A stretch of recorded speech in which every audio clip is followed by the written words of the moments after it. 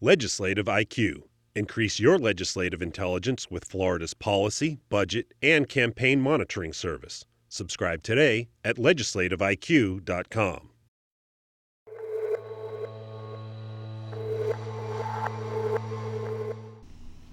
A 5-year-old ruling by the state Supreme Court requires people claiming stand-your-ground immunity to go to court and prove they feared for their life or safety.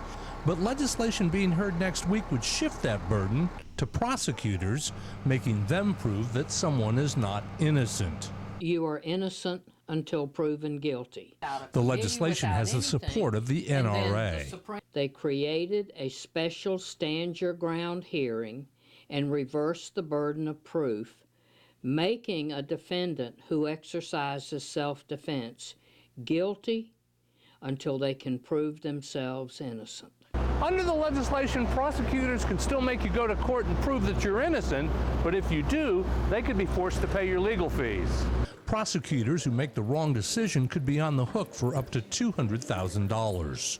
I don't think you can point to a single case I know in the Second Circuit where we have charged someone who was legitimately acting in self-defense. State Attorney Willie Meggs says the legislation gives someone 2 bites at the apple. Which means we have to basically try the case first before a judge and give them a shot at a dismissal of the charge.